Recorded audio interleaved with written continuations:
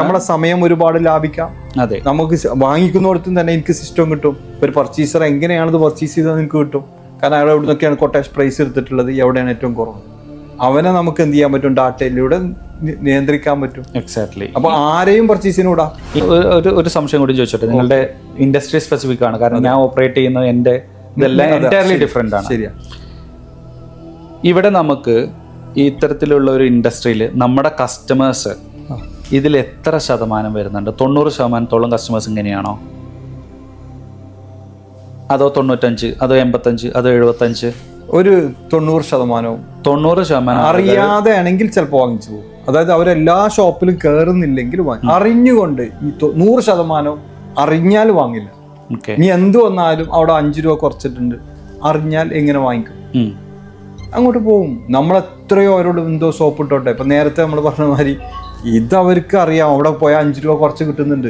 ഇതേ സാധനം ഞങ്ങൾ വിൽക്കുന്നത് ഞങ്ങളെ പ്രൊഡക്റ്റ് അല്ല. ഇപ്പൊ രാജ് വിൽക്കുന്നത് രാജിന്റെ മാത്രം സ്പെഷ്യലൈസ്ഡ് പ്രൊഡക്റ്റ് ആണ്. രാജ് പറയുന്ന വിലയാണ് അതിന്. പക്ഷെ ഞങ്ങൾ വിൽക്കുന്ന ഈ ഇൻഡസ്ട്രിയിൽ വിൽക്കുന്നത് മറ്റ് കമ്പനികളുടെ പ്രൊഡക്റ്റുകളെ കൊടുന്ന് വിൽക്കുകയാണ്. ഇതേ സാധനം തന്നെ, ഞാൻ ഈ പറയുന്ന സാധനത്തിന് ഇതേ സാധനം തൊട്ടപ്പുറത്തെ ഷോപ്പിൽ വില ഉണ്ടെങ്കിൽ അവരവിടെ പോകും. യാഥാർത്ഥ്യമല്ലേ, അവർക്ക് അങ്ങോട്ട് പോയിക്കൂടെ? പക്ഷെ നമ്മളൊക്കെ ഈ വിഷയത്തിൽ മത്സരിക്കുകയും അതുപോലെ കൃത്യമായി ചെയ്യാൻ, ഇപ്പം എനിക്ക് പ്രോപ്പർ പർച്ചേസ് സിസ്റ്റം ഉണ്ട്, പ്രോപ്പർ ഇൻവെന്ററി ഉണ്ട്, സ്റ്റോക്കിന് സിസ്റ്റം ഉള്ളതുകൊണ്ട് നമുക്കത് സംഭവിക്കുന്നില്ല. മാർക്കറ്റ് നന്നായിട്ട് നമുക്ക് പെർഫോമൻസ് ചെയ്യാൻ പറ്റുന്നു. ഇത് പറ്റാത്ത ആളുകൾക്ക് വേണ്ടിയിട്ടാണല്ലോ നമ്മളിത് പറയുന്നത്. ഇതിനൊരു പ്രോപ്പർ സിസ്റ്റം വേണം. ഇവിടെ ബാർഗൻ നിങ്ങൾ ചെയ്യേണ്ടി വരും, കാരണം നിങ്ങൾ ബാർഗൻ മാർക്കറ്റിലാണ് ഉള്ളത്. ഇതല്ലാത്തതൊന്നും എനിക്ക് ക്രിയേറ്റ് ചെയ്യാൻ പറ്റും. എപ്പോൾ ഞാനൊരു സിസ്റ്റമൊക്കെ വെച്ച് അവിടെ ഇരിക്കുന്നത് ഒരു സെയിൽസ് ഗേൾ ഇങ്ങനെ ഒരു ഇത് സ്കാൻ ചെയ്യുക കൊടുക്കുന്നിടത്താണ് ഇവരാരും മിണ്ടില്ല, അല്ലാത്തടത്ത് അവർ മിണ്ടും. അപ്പോൾ അവിടെ നമ്മൾ എന്ത് ചെയ്യണം, അതിനനുസരിച്ചാണ് നിന്നാലേ നമുക്ക് സർവൈവ് ചെയ്യാൻ പറ്റുള്ളൂ. ഓക്കെ. അപ്പോൾ ഈ ബാർഗൻ ചെയ്യുമ്പോൾ നമ്മൾ എത്രയൊക്കെ നമ്മുടെ സിസ്റ്റത്തിലോട്ട് ഇൻവെസ്റ്റ് ചെയ്താലും, നമ്മുടെ പീപ്പിൾ മാനേജ്മെന്റിലോ പീപ്പിൾ ട്രെയിനിങ്ങിലോ ഇൻവെസ്റ്റ് ചെയ്യും, ഇതൊക്കെ എക്സ്പെൻസ് ആണ്. അതെ അതെ. എത്രയൊക്കെ ഇൻവെസ്റ്റ് ചെയ്താലും price is the primary criteria എന്നുള്ളതാണ് പറയുന്നത്. അങ്ങനെയല്ല. നമ്മൾ ഇനി ഇവർക്ക് ട്രെയിനിങ് കൊടുക്കുകയാണ്. ഞാനെപ്പോഴും എൻ്റെ ആദ്യം നമ്മൾ പറയാറ്, എൻ്റെ ടീമിനോടൊക്കെ പറയാറ്, വളരെ നല്ലൊരു ചോദ്യമാണ്. കാരണം ടീമിനോടൊക്കെ പറയാറ് ഇതേ സംഭവം ഞാൻ ഉദാഹരണം എടുക്കാറുണ്ട്. അവിടെ 50 വിൽക്കുന്നു, നിങ്ങൾ 55 ഇത് വിറ്റേ പറ്റൂ, നിങ്ങൾ എങ്ങനെ വിൽക്കുന്നു? അപ്പം ഞാൻ ആദ്യം പറയും, നിങ്ങൾ ഏത് സാധനം വിൽക്കുകയാണെങ്കിലും ആദ്യം നിങ്ങൾ വിൽക്കുന്നത് നിങ്ങളെയാണ്. നിങ്ങൾ ആദ്യം വിൽക്കുന്നത് നിങ്ങൾ അവർ പർച്ചേസ് ചെയ്തതിനു ശേഷം നിങ്ങളെ സാധനം അവർ പർച്ചേസ് ചെയ്യുള്ളൂ. ഇപ്പോ ഞാൻ ഈ വെച്ച ആളുടെ ക്വാളിറ്റിക്ക് അനുസരിച്ച് എനിക്ക് വില കൂട്ടാം. മനസ്സിലായില്ലേ? ഈ കസ്റ്റമർ പോയില്ല. അപ്പൊ അതുപോലെ കഴിവുണ്ടെങ്കിൽ നടക്കും. ഞാൻ ഈ അഡ്രസ് ചെയ്യുന്നത് ഇവിടെയുള്ള ബാർഗെയിനിങ് കപ്പാസിറ്റി ഉള്ള ഒരു ടീമിനെയാണ്. ഞാൻ അതല്ല പറയുന്നത്. ഒരാള് നന്നായിട്ട് ഇന്നെ പർച്ചേസ് ചെയ്തിട്ടല്ലേ എൻ്റെ അടുത്ത് സാധനം വാങ്ങിക്കുള്ളൂ. ഞാൻ അപ്പുറത്തിരിക്കുന്ന ഒരാളെ മോശമാക്കി ഒന്നും പറയാനില്ല. അവരുടെ ക്വാളിറ്റി എത്രയാണോ എൻ്റെ ക്വാളിറ്റി എത്രയാണോ വ്യത്യാസം ഉണ്ടാവും, അതുണ്ടാവും. ഓക്കെ. ട്രെയിനിങ് കൊണ്ടൊക്കെ അത് മാറ്റിയെടുക്കാൻ നല്ല പറയുന്നത്. ഞാൻ അത് തന്നെയാണ് ഇപ്പോൾ പോയിന്റ് ഔട്ട് ചെയ്യുന്നത്. നിങ്ങൾ ആ സെയിൽസ് പേഴ്സണെ ട്രെയിൻ ചെയ്യിക്കുമ്പോൾ, അല്ലെങ്കിൽ ആ സെയിൽസ് പേഴ്സൺ ഒരാളെ പർച്ചേസ് ചെയ്യുമ്പോൾ, ഒരു കസ്റ്റമറെ പർച്ചേസ് ചെയ്യുമ്പോൾ അവിടെ സത്യത്തിൽ ഒരു വാല്യൂ കൊടുക്കുകയാണ് ചെയ്യുന്നത്. അതാണ് റിയാലിറ്റി. അതെ. ആ പൈസയുടെ ഡിഫറൻസിനെ 50 എന്നുള്ള 55 വിൽക്കുമ്പോൾ ആ 5 എന്ന് പറയുന്ന ഡിഫറൻസ് ഇയാൾക്കുള്ള വാല്യൂ ആണ്. നമുക്ക് അതിൽ ഫോക്കസ് ചെയ്തിട്ട് നമുക്ക് പൈസ കൂട്ടാൻ, പരിധിക്ക് അപ്പുറം കൂട്ടാൻ കഴിയില്ല. പക്ഷേ ഫോക്കസ് ചെയ്ത് ചെയ്യാൻ പറഞ്ഞത് ഇതാണ് വിൻ വിൻ സിറ്റുവേഷൻ എന്ന് പറഞ്ഞത്. അതെ, അതാണ് വിൻ വിൻ സിറ്റുവേഷൻ. സ്മൈലും ചിരിക്കും, രണ്ടുപേരും ചിരിക്കുന്നത്. മറ്റത് എങ്ങനെയാണ് സംഭവിക്കുന്നത്? ഈ ഗ്രേ മാർക്കറ്റ്, അവിടെ നമ്മൾ സ്റ്റാറ്റ്യൂട്ടറി എന്തായി കളങ്കപ്പെടുത്തി. സ്റ്റാറ്റ്യൂട്ടറി മീറ്റ് ചെയ്യാത്തതുകൊണ്ടാണല്ലോ ഗ്രേ മാർക്കറ്റ് എന്ന് പറയുന്നത്, അല്ലേ? അതെ അതെ, ശരിയല്ലേ? അതെ അതെ അതെ. റിക്വയർമെന്റ്സ് അങ്ങനെയല്ല, അതല്ല കറക്റ്റ് ചെയ്യൂ. മീറ്റ് ചെയ്യാത്തോണ്ടല്ല ഗ്രേ മാർക്കറ്റ് ആവുന്നത്. ഗ്രേ മാർക്കറ്റ് എന്ന് പറഞ്ഞാൽ ശരിയായ പ്രോപ്പർ സിസ്റ്റം അവരെ കയ്യിൽ ഉണ്ടാവില്ല എന്നുള്ളതാണ്. അതായത് ചെറിയ ഷോപ്പുകൾ, അതായത് ഇപ്പൊ നമ്മളെ ഷോപ്പിനൊക്കെ നമ്മൾ പറയുന്നത് ചെറിയ ഷോപ്പുകളാണ്. അവിടെ എന്ത് ചെയ്യുന്നില്ല, ഈ പ്രൈസിനൊന്നും കൃത്യമായ, ഇപ്പൊ എന്താണ് ഒട്ടിച്ചതേ പ്രൈസിലാണോ വിൽക്കുന്നത്? അവർ കണ്ടു കഴിഞ്ഞാൽ അതിന് എത്ര കുറച്ച് തരുന്നു വെക്കും, അവിടെ കുറച്ച് കൊടുക്കും. ആ ഡിസ്കൗണ്ട് കൊടുക്കുന്നതിനും പ്രോപ്പറായ ഒരു സിസ്റ്റം ഉണ്ടാവില്ല. ഞാൻ ഒന്ന് ക്ലാരിറ്റി വരുത്തട്ടെ. അതായത് ടാക്സ് വെട്ടിക്കുന്ന തരത്തിലുള്ള ഇതിനാണോ ഗ്രേ മാർക്കറ്റ് എന്ന് പറയുന്നത്? അല്ല. ഇതെന്ന് പറഞ്ഞാൽ ഇതിന്റെ പ്രൈസ് തീരുമാനിക്കുന്നത് നേരെ മുമ്പിൽ നിൽക്കുന്ന സെയിൽസ്മാൻ ആണ്. അതുകൊണ്ടാണ് അതിൽ ഇവൻ എത്ര കണ്ട് കഴിയും ബാർഗെയിൻ ചെയ്യുക, എത്ര കണ്ട് കൂട്ടി വെക്കാൻ പറ്റും, ഇവന് കൂട്ടി വെക്കാൻ പറ്റും, എത്ര കണ്ട് താഴെയും വിൽക്കാൻ പറ്റും. അതായത് ഡിസിഷൻ മേക്കർ ആ സെയിൽസ്മാൻ ആണ്. മറ്റൊരു ഡിസിഷൻ മേക്കർ ഒരു സെയിൽസ്മാനും ഇല്ല, ഒന്നുമില്ല. അതിന്റെ മെയിൻ ഹെഡിൽ നിൽക്കുക സിസ്റ്റമാണ്. അതുകൊണ്ട് അവിടെ ആരും ബാർഗെയിൻ ചെയ്യില്ല. ഇവിടെ ഇവൻ കൂട്ടി വിൽക്കാം എന്നതുകൊണ്ട് അയാൾ ശ്രമിക്കും ഇവന്റെ മാക്സിമം താഴേലേക്ക് എത്തിക്കാൻ. ഇവൻ മാക്സിമം താഴേലേക്ക് കൊണ്ടുപോകും.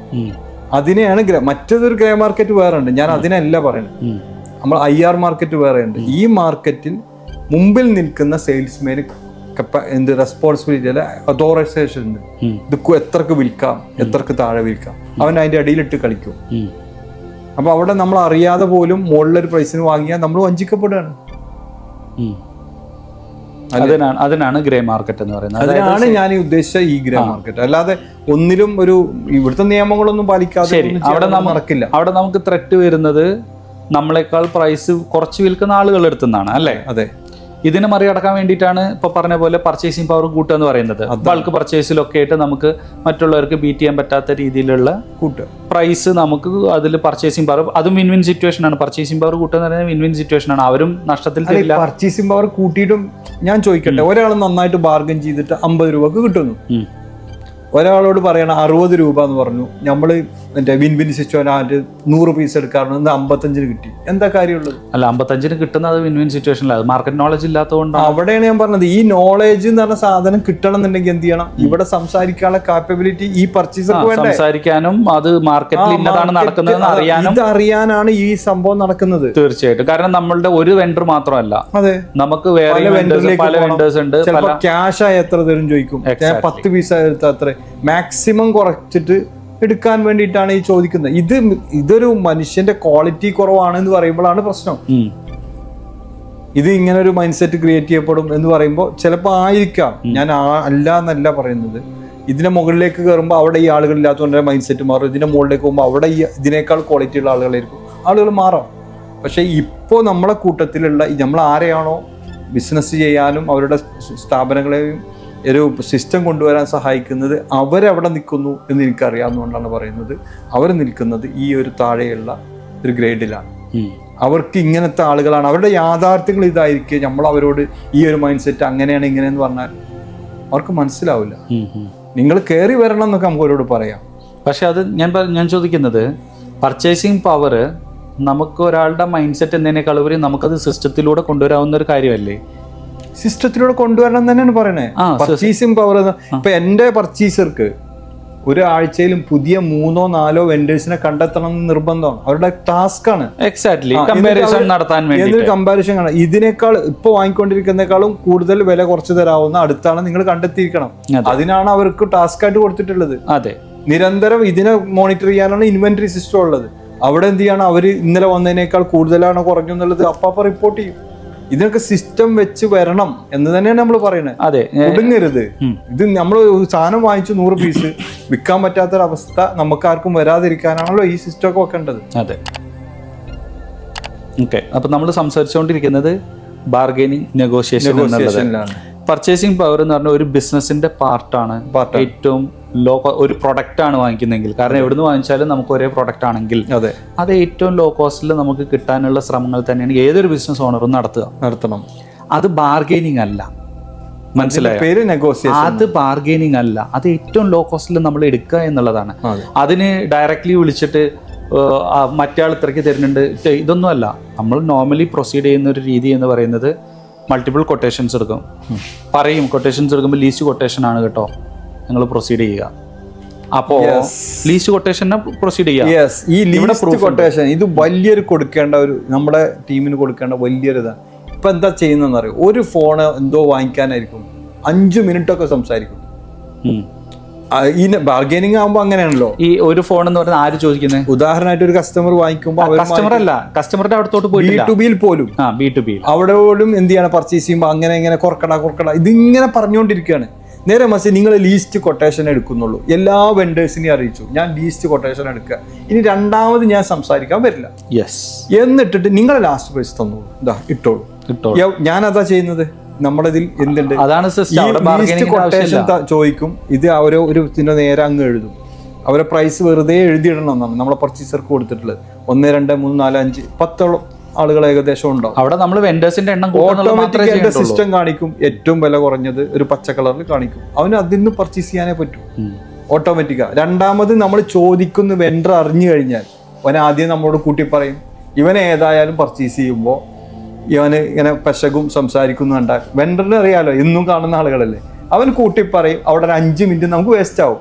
എന്നാൽ ലീസ്റ്റ് കൊട്ടേഷൻ എടുത്ത് കൃത്യമായ ഒരു സിസ്റ്റത്തിലൂടെയാണ് നമ്മൾ പർച്ചേസ് ചെയ്യുന്നതെങ്കിൽ അവിടെ നമുക്ക് ടൈം പോകുന്നില്ല. നമ്മുടെ അടുത്ത് സിസ്റ്റം ഉള്ളതുകൊണ്ട് തന്നെ അവനറിയാം. അവൻ ആ തന്ന ഫസ്റ്റ് പ്രൈസ് ചോദിക്കും, അതിൽ വില കുറഞ്ഞുകൊണ്ട് എടുക്കും. ഞാൻ വില കുറച്ച് കൊടുത്തില്ലെങ്കിൽ അവൻ എൻ്റെ നിന്ന് എടുക്കില്ല. അപ്പൊ അതുകൊണ്ട് എനിക്ക് കൊടുക്കാവുന്ന മാക്സിമം കുറച്ച് തരും. അതെ, അടിപൊളിയാണ് ഈ ലീസ്റ്റ് കൊട്ടേഷൻ. ഇതാണ് നമ്മൾ ആദ്യം തന്നെ കമ്മ്യൂണിക്കേറ്റ് ചെയ്യും. അതെ, വെൻഡേഴ്സിനോട് ഓരോ പറയുന്നതൊന്നും വാങ്ങാതിരിക്കണം. അപ്പൊ അവർക്ക് മനസ്സിലാവും ഇത് ഞാൻ കൊടുത്തില്ലെങ്കിൽ അടുത്ത പ്രാവശ്യം ഇത് കിട്ടില്ല, എന്ത് സാധനം പോണോ ഞാൻ ഈ പ്രൈസ് കൊടുത്തിരിക്കണം. എല്ലാവർക്കും ഈക്വൽ ഓപ്പർച്യൂണിറ്റി. നമ്മുടെ സമയം ഒരുപാട് ലാഭിക്കാം. അതെ, നമുക്ക് വാങ്ങിക്കുന്നിടത്തും തന്നെ എനിക്ക് സിസ്റ്റം കിട്ടും. ഒരു പർച്ചേസർ എങ്ങനെയാണ് ഇത് പർച്ചേസ് ചെയ്തത് എനിക്ക് കിട്ടും. കാരണം അയാൾ എവിടെ നിന്നൊക്കെയാണ് കൊട്ടേഷൻ പ്രൈസ് എടുത്തിട്ടുള്ളത്, എവിടെയാണ് ഏറ്റവും കുറവ്, അവനെ നമുക്ക് എന്ത് ചെയ്യാൻ പറ്റും, ഡാറ്റയിലൂടെ നിയന്ത്രിക്കാൻ പറ്റും. എക്സാക്ട്ലി. അപ്പൊ ആരെയും പർച്ചേസിന് വിടാം.